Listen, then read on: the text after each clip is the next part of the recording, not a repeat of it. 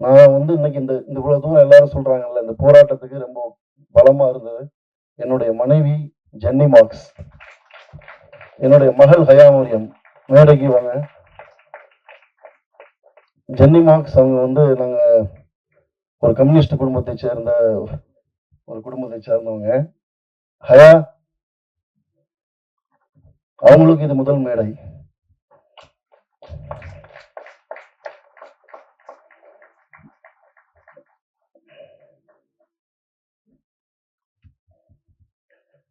அவங்க வந்து MBA student, Loyola காலேஜில் படித்தாங்க. ஃபிலிம் இன்ஸ்டியூட் டைரக்டர் அறிவிலகனோட அசிஸ்டன்ட் டைரக்டர்.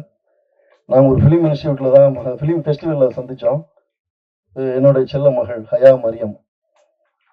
எங்கள் வீட்டுக்காக ஹயா, அவங்களுக்காக மரியம். அவங்க 2 பேருக்கும் நான் நன்றி சொல்ல கடமைப்பட்டிருக்கிறேன்.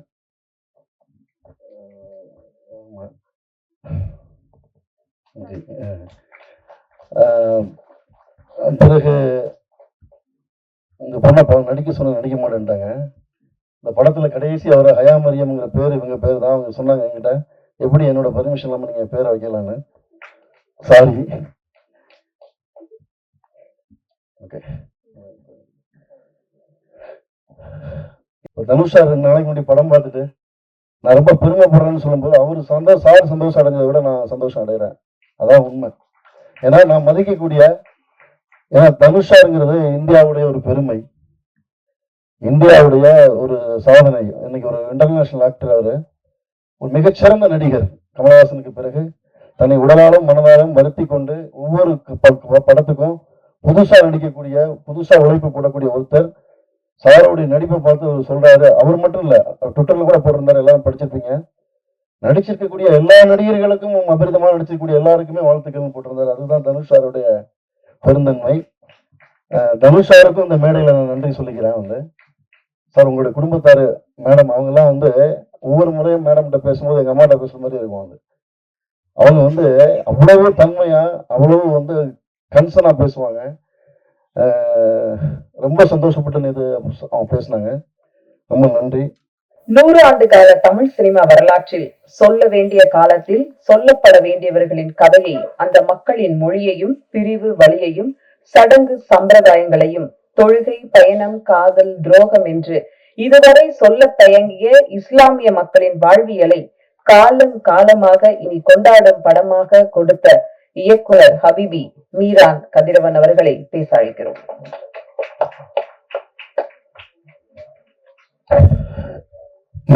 வீட்டிற்கும் ஆளுமைகளுக்கும் அரங்கத்தில் குழுமியிருக்கும் பத்திரிகை அன்பர்களுக்கும் நண்பர்களுக்கும் மாலை வணக்கம்.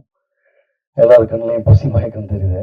எப்போ எங்களை விடுவீங்க அப்படிங்கிற ஒரு கெஞ்சலும் தெரியுது.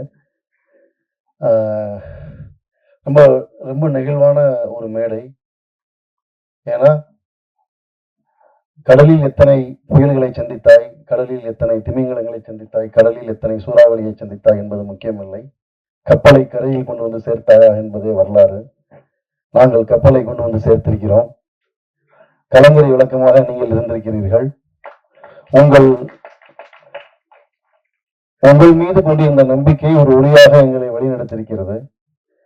இதுல இந்த டீம்ல இன்னும் ரொம்ப அபரிதமான டேலண்டான நிறைய நண்பர்கள் விடுபட்டு இருக்கிறாங்க. உதிரி விஜயகுமார், இஸ்மத் பானு, ரேகா, கொஞ்சம் பேர்கள் விடுபட்டு இருந்தாலும் நீங்க பின்னாடி மேடையில் வந்து நின்றுக்குங்க கொஞ்ச நேரத்துக்கு.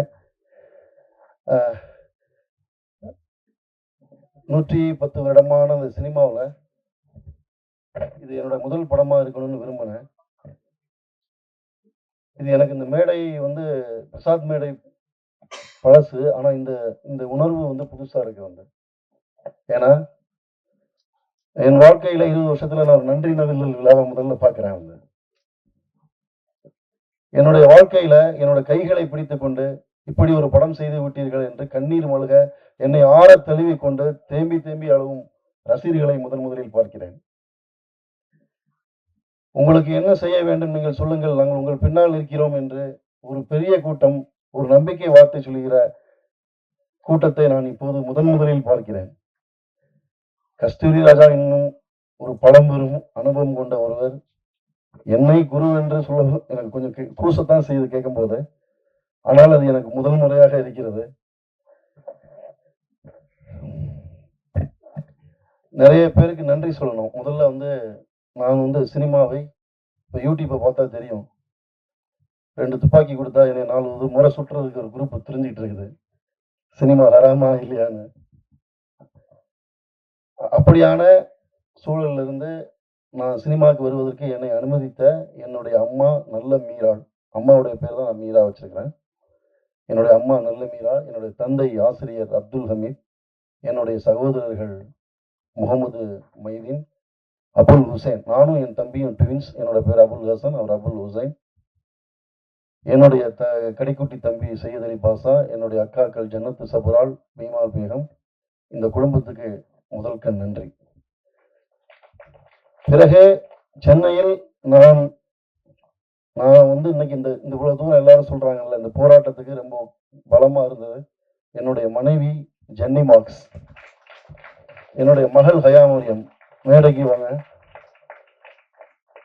ஜென்னி மார்க்ஸ் அவங்க வந்து நாங்க ஒரு கம்யூனிஸ்ட் குடும்பத்தை சேர்ந்தவங்க. ஹயா அவங்களுக்கு இது முதல் மேடை.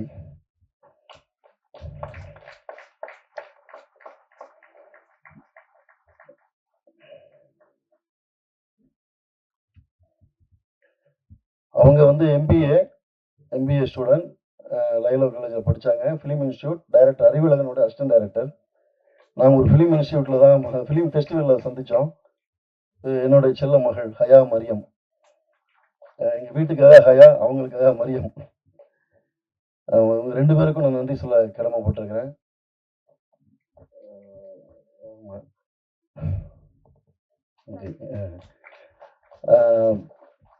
பிறகு இந்த பொண்ணை நடிக்க சொன்ன நடிக்க மாட்டேன்ட்டாங்க. இந்த படத்துல கடைசி அவரை ஹயா மரியம்ங்கிற பேர் இவங்க பேர் தான். அவங்க சொன்னாங்க என்கிட்ட, எப்படி என்னோட பர்மிஷன் இல்லாமல் நீங்க பேரை வைக்கலான்னு. சாரி. ஓகே. இந்த படம் ஒரு வகையில் ஆசீர்வதிக்கப்பட்ட படம். எல்லாரும் சொன்னாங்க கஷ்டப்பட்டேன், போராடுங்க அப்படின்னு. நான் சினிமாவில் எனக்கு எல்லா காலகட்டத்திலுமே என்னை வந்து நான் முட்டு சந்தில் நிற்கும் போது என்னை ஏதாவது கை வந்து தூக்கிடும். அப்படி தூக்கினவர் தான் யுகபாரதி. யுகபாரதி வந்து இன்னைக்கு சினிமாவில் மீரா கதிரவன் அப்படிங்கிற அடையாளம் இருக்குன்னா அதுக்கு வந்து ஆரம்ப கால அடித்தளம் விட்டது யுகபாரதி.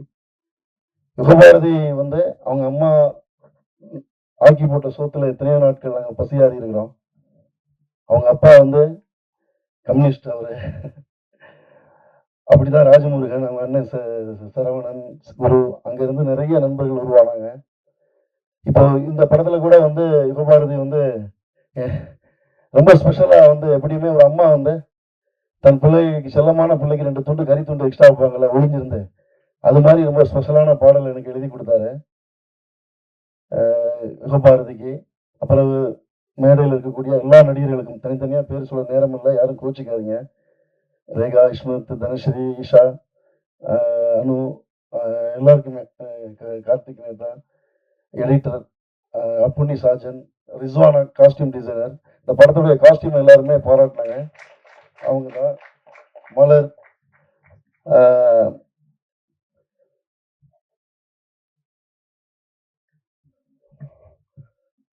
எனக்கு ஒரு பதட்டம் இருந்தது கஸ்தூரிராஜ் சார் நடிக்க கூப்பிடும்போது. அப்புறம் ஸ்பாட்டுக்கு வரும்போது பதட்டம் இருந்தது. ஏன்னா அவரை பத்தி என்கிட்ட யாருமே பயங்காடிட்டே இருந்தாங்க, நீங்க வந்து மாட்டிட்டீங்க ஒரு வசமா, உங்களை வந்து அவர் வச்சு செய்ய போறாரு அப்படின்னு. ஆனா நாங்க தான் அவரை வச்சு செஞ்சோம் 40 நாள். ஏன்னா என்ன பயம்னா, எனக்கு பிடிச்ச டைரக்டர். பிறகு அவங்க குடும்பம் ரொம்ப ஆர்டிஸ்டிக்கான குடும்பம். வந்து சினிமாவில் கஷ்டப்பட்டு மேல வந்த ஒரு குடும்பம். ரொம்ப ரொம்ப ரொம்ப குவாலிட்டியில வந்து தங்களை வந்து வளர்த்து கொண்ட ஒரு குடும்பம். தனுஷ் சார் ஆகட்டும், செல்வம் சார் ஆகட்டும். அப்ப என்னன்னா, நாளைக்கு வந்து நம்ம ஒரு நடிகைக்கு அவரை கூட்டு போய் அவங்க வீட்டுல அவருக்கு ஒரு கெட்ட பேர் வந்துடக்கூடாது. அவருடைய ஒரு டிக்னிட்டி இருக்கு ஒரு கரியர்ல, அந்த டிக்னிட்டிக்கும் வந்து நம்ம வந்து லாஸ் பண்ணிடக்கூடாதுன்னு ஒரு பதட்டம் இருந்துட்டே இருந்தது. இப்போ தனுஷ் சார் 2 நாளைக்கு முன்னாடி படம் பார்த்துட்டு நான் ரொம்ப பெருமைப்படுறேன்னு சொல்லும்போது அவரு சந்தோஷம் அடைஞ்சதை விட நான் சந்தோஷம் அடைகிறேன். அதான் உண்மை. ஏன்னா நான் மதிக்கக்கூடிய, ஏன்னா தனுஷாருங்கிறது இந்தியாவுடைய ஒரு பெருமை, இந்தியாவுடைய ஒரு சாதனை. இன்னைக்கு ஒரு இன்டர்நேஷனல் ஆக்டர். அவரு ஒரு மிகச்சிறந்த நடிகர். கமலஹாசனுக்கு பிறகு தன்னை உடலாலும் மனதாலும் வருத்தி கொண்டு ஒவ்வொரு படத்துக்கும் புதுசா நடிக்கக்கூடிய, புதுசா உழைப்பு போடக்கூடிய ஒருத்தர் சாரோடைய நடிப்பை பார்த்து அவர் சொல்றாரு. அவர் மட்டும் இல்ல, ட்விட்டர்ல கூட போட்டிருந்தாரு, எல்லாரும் படிச்சிருப்பீங்க. நடிச்சிருக்கக்கூடிய எல்லா நடிகர்களுக்கும் அபரிதமா நடிச்சிருக்கக்கூடிய எல்லாருக்குமே வாழ்த்துக்கள் போட்டிருந்தாரு. அதுதான் தனுஷ் சாருடைய பெருந்தன்மை. தனுஷ் சாருக்கும் இந்த மேடையில நான் நன்றி சொல்லிக்கிறேன். சார், உங்களுடைய குடும்பத்தாரு மேடம் அவங்க எல்லாம் ஒவ்வொரு முறையும் மேடம்கிட்ட பேசும்போது எங்க அம்மாட்ட பேசுற மாதிரி இருக்கும். அவங்க அவ்வளவு தன்மையா, அவ்வளவு கன்சர்னா பேசுவாங்க. ரொம்ப சந்தோஷப்பட்டு இது அவங்க பேசினாங்க. ரொம்ப நன்றி. நாங்க நாகூர் ஹனீஃபாவுடைய பாடலை இந்த தலைமுறைக்கு கொண்டு போய் சேர்க்கணுங்கிறதுக்காக நாங்க பாடலை எழுதும்போது நான் கூட அந்த பாடலை சில வரிகளுக்கு தயங்கினேன். யுகபாரதி தான் இல்ல அது அப்படிதான் இருக்கணும்னு ரொம்ப போல்டா சில வரிகளை எழுதினாரு. ஏன்னா யுகபாரதியை பொறுத்த வரைக்கும் எப்படின்னு கேட்டீங்கன்னா ஹதீஸுகளை, குரானை, இந்த முனாஜத்துகள், இஸ்லாமிய இலக்கியங்களை ரொம்ப தீவிரமா படிச்ச ஒருத்தர். அதனால அவருக்கு இந்த படத்துல நான் கேட்காமலே நிறைய இன்புட்ஸ் தர முடிஞ்சது. அதை முன்னாள் முதலமைச்சர் மு.க. ஸ்டாலின் அவங்க ரிலீஸ் பண்ணாங்க. அது ரொம்ப எங்க படத்துக்கு கிடைச்ச பெருமையா நினைக்கிறோம்.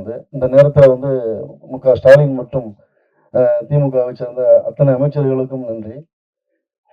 பிறகு சுரேஷ் காமாட்சி, சுரேஷ் காமாட்சி பிரதர் எப்படின்னா எனக்கு ரொம்ப நீண்ட நாள் நண்பர். விழித்திரு காலகட்டத்தில் 2 பேரை என்னால் மறக்கவே முடியாது. நான் ரொம்ப டவுனான ஃபேஸில் இருக்கும்போது, சினிமாவே விட்டு போயிடலாம் அப்படின்னு இருக்கும்போது ஒரு நாள் ஒரு மெசேஜ் வந்தது. காலையில் ஒரு 7:30 மணி இருக்கும். சார், நாங்கள் இருக்கிறோம், நீங்கள் கவலைப்படாதீங்க, உங்களை மாதிரி டைரக்டருங்கெல்லாம் நீங்கள் கஷ்டப்பட மாட்டீங்க, ஜெயிச்சு வந்துடுவீங்க, நாங்கள் இருக்கோம் சார் அப்படின்னு சொல்லி ரொம்ப தைரியம் கொடுத்து ஒரு மெசேஜ் அனுப்புனாரு நடிகர் சிவகார்த்திகேயன். நான் எப்பவுமே சிவகார்த்திகேயனை நான் நன்றியோட, சிவகார்த்திகேயன் சார் நான் எப்பவுமே நன்றியோட நினைச்சு பார்க்குறேன். பிறகு சுரேஷ் காமாட்சி பிரதர், அவருமே அந்த காலகட்டத்தில் என்னை சுற்றி இருந்த பல பேர் போகும்போது ரொம்ப டெய்லி எனக்கு ஃபோன் பண்ணி எனக்கு ரொம்ப ஆறுதல் சொல்லப்பட்டு இருந்த ஒரு தயாரிப்பாளர் இல்லை, அவர் நண்பர் தான் எங்களுக்கு. தமிழ் சினிமாவில் ரொம்ப ரசனையான ஒரு தயாரிப்பாளர், கருத்தை சுதந்திரமா ரொம்ப தைரியமா பேசக்கூடிய ஒருத்தர். இன்னும் சொல்ல போனா ஹபீபியில நாங்க இந்த ரூஹே ரூஹேன்னு ஒரு பாட்டு இன்னைக்கு பெரிய அளவுல ஹிட் ஆயிருக்கு. அந்த பாட்டு இன்னைக்கு வந்திருக்கு, இன்னைக்கு ஆடியன்ஸ்ல சேர்ந்துருக்குன்னா அது சுரேஷ் காமாட்சி பிரதர்னாலதான் நடந்தது. அவர் தான் அன்னைக்கு பிரதர் எனக்கு இந்த மாதிரி இந்த பாட்டு படப்பிடிப்புக்கு போகணும், படம் இல்லைங்கும் போது சினிமாவில் யாருமே செய்ய மாட்டாங்க, உங்க அக்கௌண்ட்டை பாருங்க, நிறைய என் அக்கௌண்ட்ல 15 லட்ச ரூபாய் பணம் வந்திருந்தது. அது சுரேஷ் காமாட்சியோட மனம்.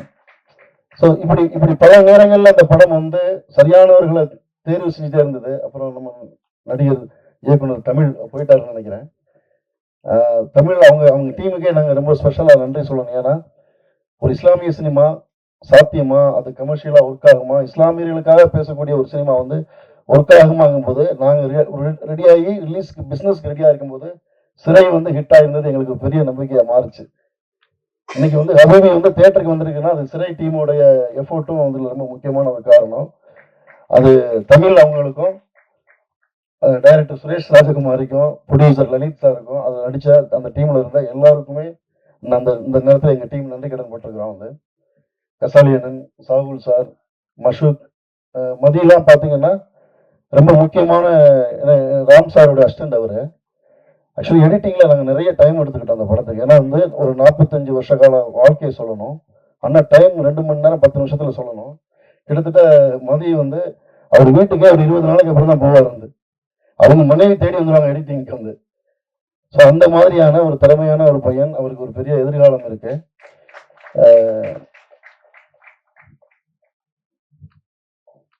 அப்புறமா பத்திரிகைக்காரர்கள், நான் பத்திரிகையாளர்களுக்கு தனியாக சொல்லணும் இல்லை, அது என்னுடைய குடும்பம் தான்.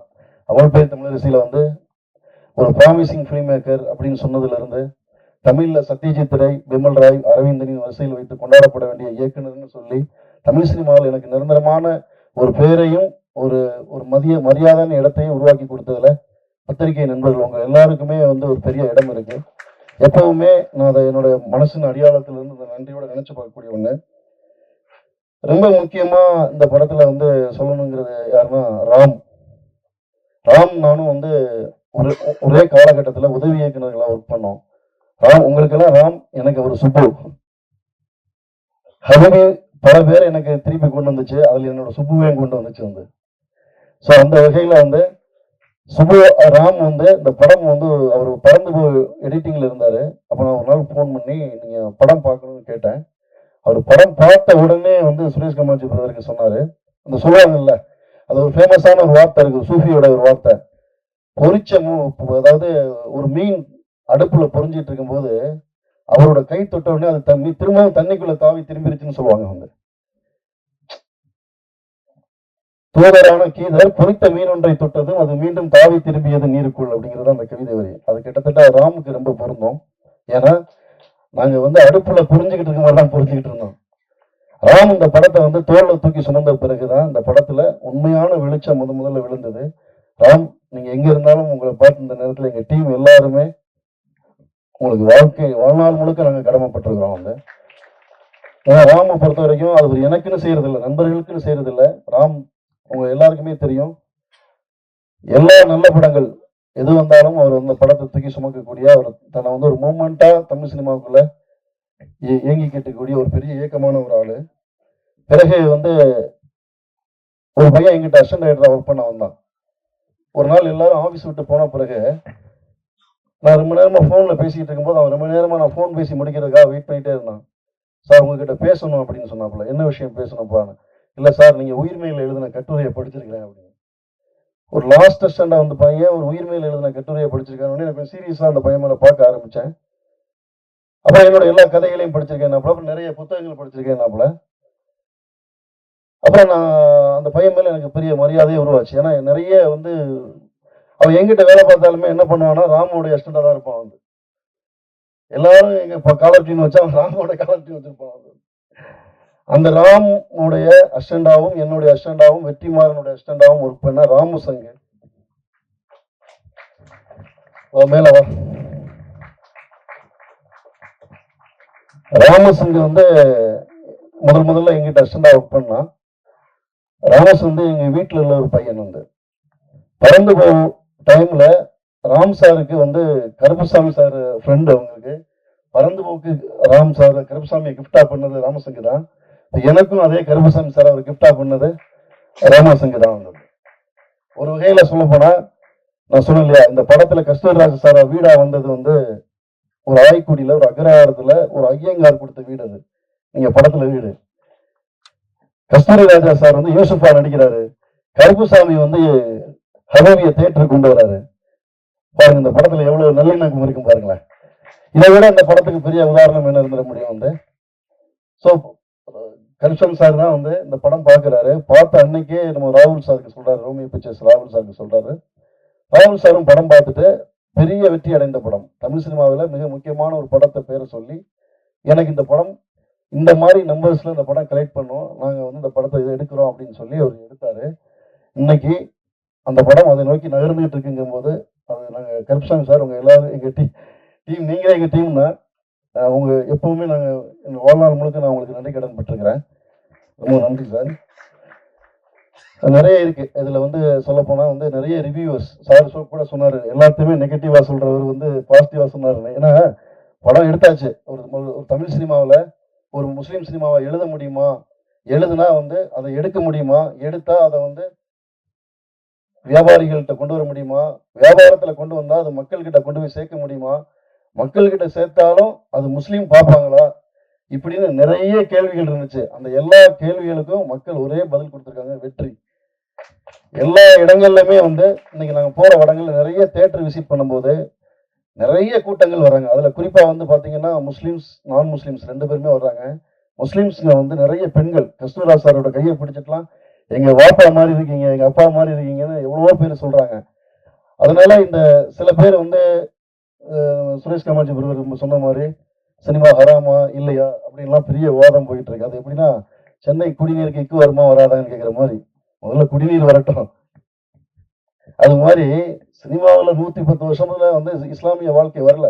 அது ரொம்ப அழகா சொன்னாரு சுரேஷ் கமாச்சி பிரதர். என்னன்னா சினிமா ஒரு பவர்ஃபுல்லான ஆயுதம். நீங்க வந்து ஹிட்லருடைய காலகட்டத்திலிருந்து இன்னைக்கு பாலஸ்தீன் வரைக்கும் வந்து சினிமா வந்து ஒரு பெரிய வந்து ரோல் பிளே பண்ணுது. இந்தியாவில் இன்னைக்கு வந்து சினிமாவால தான் இன்னைக்கு வந்து கடந்த 15 வருஷமாக இஸ்லாமியர்களை வந்து இன்னைக்கு ஒரு 5 வயசு குழந்தை கிட்ட வந்து ஒரு பென்சிலை கொடுத்து ஹூ இஸ் டெரரிஸ்ட் அப்படின்னு கேட்டா அந்த குழந்தை தாடியும் தொப்பியும் போட்ட ஒரு உருவத்தை தான் வரையும். அந்த மூளைக்குள்ள வரைக்கும் இன்னைக்கு போய் சேர்த்திருக்கிறதுக்கு மீடியா பெரிய முக்கியமான காரணமா இருந்திருக்கு. மீடியா பெரிய ஆயுதமா இருந்திருக்கு. இது ஆயுதமா நீங்க எடுக்கலன்னா இன்னொருத்தங்க இந்த ஆயுதத்தை எடுத்து போட்டுருவாங்க உங்களை. அதான் சுரேஷ் கமாச்சி பிரதர் ரொம்ப நல்லா சொன்னாரு. இதை மக்கள் புரிஞ்சிருக்கிறாங்க. இன்னைக்கு இந்த தேட்டருக்கு வந்து கூட்டம் கூட்டமா அலை அலையாக வரக்கூடிய மக்கள் புரிஞ்சு மக்கள் ரொம்ப ஃபார்வர்டா வந்திருக்கிறாங்க. அதனால நாங்க வந்து சில பேர் வந்து எனக்கு இந்த 10 ரூபா கொடுக்கறதுக்கு, சில பேர் ஒரு காலகட்டத்துல டிவி பெட்டி வந்து சாத்தானின் பெட்டின்னு சொன்னாங்க வந்து. இன்னைக்கு அதே டிவி பெட்டியில தான் வந்து பயான் பேசிட்டு இருக்காங்க இல்லையா? ஒரு காலத்துல இங்கிலீஷ் ஹராமா இருந்துச்சு. அப்புறம் கொஞ்ச நாள் முன்னாடி வரைக்கும் அப்புறம் இங்கிலீஷ் ஹராமா மாறிடுச்சு. இன்னும் ஒரு 5-6 வருஷத்துல சினிமாவும் ஹலாலா மாறிடும். நிச்சயமா மாறும். மாத்திதான் ஆகணும், வேற வழி இல்லை வந்து. ஏன்னா எனக்கு நான் வந்து தோல்பாவை கூத்து கலைஞர்களை பத்தி முதல் படம் எடுத்தேன். ஏன்னா இன்னைக்கு நான் ஒரு திரையில கதை சொல்லக்கூடிய ஒரு இயக்குனர், அங்க இருக்கக்கூடிய எத்தனையோ நல்ல இயக்குநர்கள், இன்னைக்கு இருக்கக்கூடிய உலகம் முழுக்க இருக்கக்கூடிய எல்லா இயக்குநர்களுமே திரையில தான் கதை சொல்றாங்க. ஆனா முதல்ல திரையில கதை சொன்னவங்க யாருன்னா தோல்பாவை கூத்து கலைஞர்கள். அந்த தோல்பாவை கூத்து கலைஞர்கள் தான் எங்க எல்லாருக்குமே முன்னோடி. ஆனா அந்த தோல்பாவை கூத்து கலைஞர்களை பத்தி 100 வருஷம் படமே இல்லைங்கிறதுனாலதான் நம்ம முதல் முறையா அந்த படம் எடுத்தோம். எப்படி எனக்கு தோல்பாவை கூத்து கலைஞர்களை பத்தி படம் இல்லைன்னு எனக்கு ஒரு சமூக பொறுப்புள்ள கலைஞனா எனக்கு ஒரு வருத்தம் இருந்ததோ, அதே வருத்தம் தான் எனக்கு 110 வருஷமா முஸ்லீம் படம் இல்லைங்கிறது. நான் முஸ்லீமா இருக்கிறதுனால கிடையாது. மேபி இந்த படம் உயிர்ப்பா வர்றதுக்கு முஸ்லீம் படம் ஒரு காரணமா இருந்திருக்கலாம். நான் இன்னும் முஸ்லீமா இருக்கிறது காரணமா இருந்திருக்கலாம். புதிய கதவு திறந்திருக்குதான், அது நிச்சயமாக அதை உணர முடியுது. கஸ்தூரிராஜ் சார் நாங்கெல்லாம் நிறைய தியேட்டர் விசிட் போகும்போது எல்லாருமே மனதார சொல்லுறாங்க, புதிய கதவு திறந்திருக்கு. இதன் வழியாக அடுத்தடுத்து வந்து நான் ஒரு பெரிய வெற்றியா என்ன பாக்குறேன்னா, கருப்சாமி சாரி மாதிரியான ஒரு நல்ல டிஸ்ட்ரிபியூட்டர், நல்ல ப்ரொடியூசர், நேசம் மாதிரி ஒரு நல்ல ப்ரொடியூசர், ரோமியோ பிக்சர்ஸ் உங்களுக்கே தெரியும், அஜித் விஜய் படங்களை பண்ணக்கூடிய ஒரு ப்ரொடியூசர், இதெல்லாம் வந்து இன்னைக்கு கிட்டத்தட்ட 230க்கு அதிகமான நேற்று நம்ம சுரேஷ் கமாச்சி அவர் ப்ரொடியூசர் அவர் சொல்றாரு, நேற்றுக்கு இன்னைக்கு 20 தியேட்டர் எக்ஸஸ் ஆயிருக்கு. ஸோ இது ஒரு வெற்றியா இருந்தாலும் இது எல்லாத்தை விட பெரிய வெற்றியா நாங்க நினைக்கிறது, இஸ்லாமியர்கள் குறித்த பார்வையை இந்த படம் மாத்திருக்கு அப்படின்னு சொல்றத நான் ஒரு பெரிய வெற்றியா நினைக்கிறேன். வந்து உங்க எல்லாருக்கும் பெரிய சந்தோஷம். என்னோட உதவி இயக்குநர்கள் மேடைக்கு வாங்க, எல்லாருமே மேடைக்கு வாங்க. டீம் மெம்பர்ஸ் மனோஜ், ராஜவேல் எல்லாருமே மேடைக்கு வாங்க. நிறைய சம்பிரதாயமா அதை பார்த்துருப்பீங்க உங்களுக்கு. ஆனாலும் இந்த படம் உங்களுக்கே தெரியும், 110 வருஷத்துல இந்த படத்தை எழுதுறதுல, இந்த படத்தை எடுக்கிறதுல, இந்த படத்தை கொண்டு வந்து சேர்க்கறதுல நிறைய சவால்கள் இருக்குது. அப்படியான சவால்களை எல்லாம் தாண்டி வர்றதுக்கு இவங்க எல்லாருமே ரொம்ப காரணமா இருந்தாங்க. ஹசன், அப்புறமா ரொம்ப முக்கியமா நாங்க நன்றி செலுத்தக்கூடியது வந்து பிஆர்ஓ டீம், சுரேஷ்ந்திரா சார், நாசர் சார், அவங்களுடைய D1 வந்து இந்த படத்துக்கு வந்து 24/7 நிறைய ஒர்க் பண்ணாங்க. என்னோட வாழ்க்கையிலேயே வந்து எல்லாமே புதுசுன்னு சொன்னேன் இல்லையா, 2 தியேட்டர் ஓனர் என்கிட்ட பேசியிருக்காங்க இது வரைக்கும் வந்து என்னோட 20 வருஷத்துல வந்து. அவங்க சொல்றது என்னன்னா வந்து, தியேட்டர் இன்க்ரீஸ் பண்ணிட்டே இருக்கிறோம், மக்கள் வந்து நிறைய வந்துட்டே இருக்கிறாங்க அப்படின்னு. ஆக்சுவலா நல்ல கதைகளுக்கு தமிழ் சினிமாவில் எப்பவுமே ஒரு இடம் உண்டு, தமிழ் மக்கள்கிட்ட ஒரு இடம் உண்டு. அதை சாத்தியப்படுத்துவதற்கு காரணமாக இருந்த எல்லோரையுமே நான் இந்த நேரத்தில் நான் வந்து நன்றியோட நினைவு கொள்கிறேன். சவுண்ட் உதய் போயிட்டாரா? ஆமா, உதய் வந்து ரொம்ப முக்கியமான ஒரு சவுண்ட் இன்ஜினியர். அவர்லாம் இந்த படத்துக்கு ஒரு ஆபத் பாண்டவர் மாதிரி வந்து எனக்கு உதவி செஞ்சாரு. ரொம்ப இக்கட்டான ஒரு சூழல் இருக்கும்போது எனக்கு சவுண்ட் ரொம்ப கம்மியான ஒரு படத்துக்கு சவுண்ட் டிசைன் பண்ணி கொடுத்தாரு. எல்லாருக்குமே நடிகர்கள், ஏன்னா அந்த படம் இவ்வளவு நல்லா வந்திருக்குன்னா ஆக்சுவலா இவங்க நடிகர்கள் எல்லாருடைய அபரிதமான நடிப்பு தான், அதான் உண்மை. நான் எழுதுறதுல மேக்சிமம் சில கேரக்டர், கௌஷிக், எல்லா கேரக்டரும் வந்து சில நேரங்களில் ஒர்க் ஆகும், சில நேரங்களில் ஒர்க் ஆகாது, நம்ம நடிப்பு சில நேரங்களில் மிஸ் ஆகிடும். ஆனால் ஒரு கஸ்தூரிராஜ் சார்லேருந்து எல்லாருமே ரொம்ப பிரமாதமா வந்து நடிச்சாங்க. இந்த படம் இவ்வளவு உயிர்ப்பா இருக்கிறதுக்கு காரணம் நடிகர்கள். இதுக்கு பின்னாடி ஒர்க் பண்ண எல்லாருக்கும் சில நேரங்களில் பேர் விடுபட்டிருக்கலாம். ரொம்ப முக்கியமா நாங்கள் தேங்க் பண்ண வேண்டியது, இந்த படத்தை வந்து கிரீன் பார்க்ல அவங்க எல்லாருக்குமே தெரியும், தமிழ் சினிமாவோட வரலாற்றிலே 45 இயக்குநர்களுக்கு மேல குழுமி இந்த படத்துக்கு மேல ஒரு பெரிய வெளிச்சத்தை பாய்ச்சினது அவங்களுடைய அன்பு தான். இந்த படம் வெளியே தெரிஞ்சது வந்து இந்த இயக்குநர்கள் தான். பாக்யராஜ் சார்ல இருந்து, பார்த்திபன் சார்ல இருந்து, ஜெயரன் சார்ல இருந்து, அமீர் சார்ல இருந்து, மிஷ்கின், வெற்றிமாறன், ரஞ்சித், புதிய இயக்குநர்கள் வரைக்கும் வந்து நிறைய பேர் வந்து இந்த படத்தை வந்து மக்கள்கிட்ட கொண்டு போய் சொன்னாங்க. அவங்க எல்லாருக்கும் இந்த நேரத்துல மனசுல இருந்து நன்றியை சொல்லிக்கிறேன். என்னோட டீம்ல எல்லாருக்குமே நன்றி. நேரம் குறைவா இருக்கு, நிறைய பேச நினைச்சிருந்தேன். அப்புறமா நிறைவாகவும் குறைவாகவும் எழுதிய பேசிய எல்லோருக்குமே நன்றி. தவறுகள் இருந்தால் திருத்திக் கொள்கிறோம். அடுத்தடுத்த படங்களுக்கு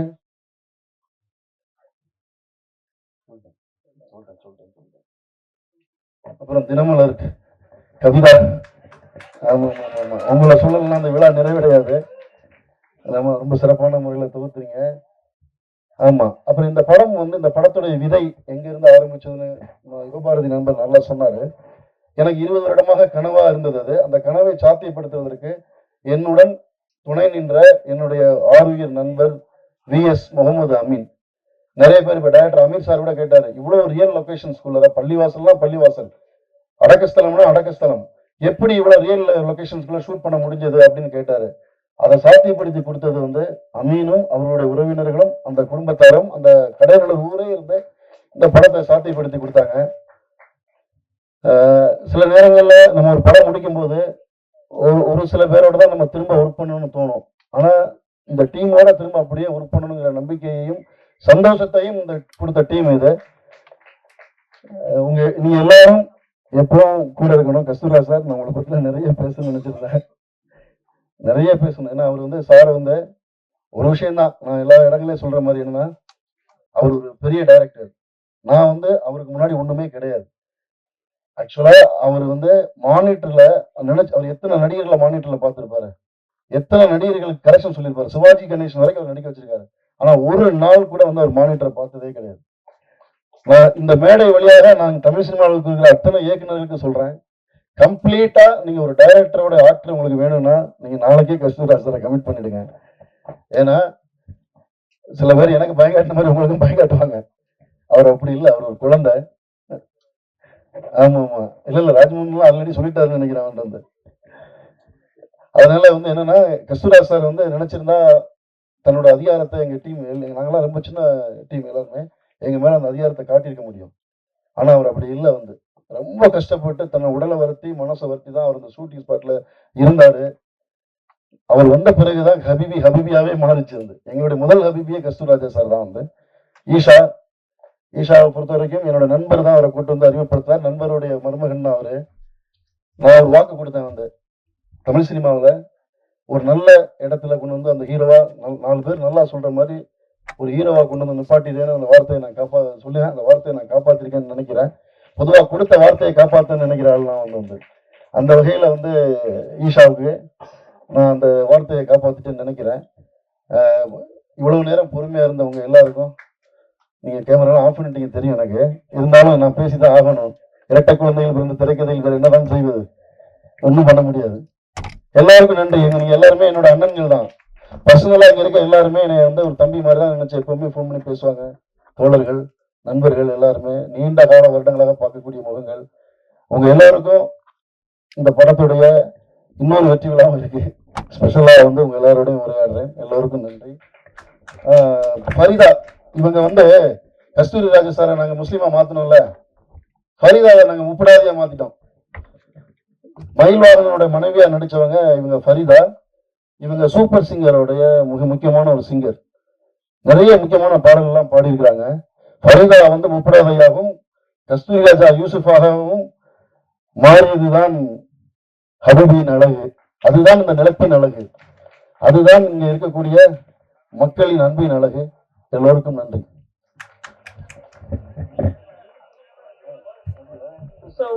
ஒரு குரூப் போட்டோ எடுத்துக்கலாம். வந்திருந்து சிறப்பு சேர்த்த அனைவருக்கும், ஹபிபி வெற்றியாக்கிய உங்கள் அனைவருக்கும் எங்களோட நன்றிகள். ஒரு குரூப் போட்டோ ஃபர்ஸ்ட் எடுத்துக்கலாம் சார். எல்லாரும் போயிடுவாங்க. நீங்க குரூப் போட்டோ எடுங்க.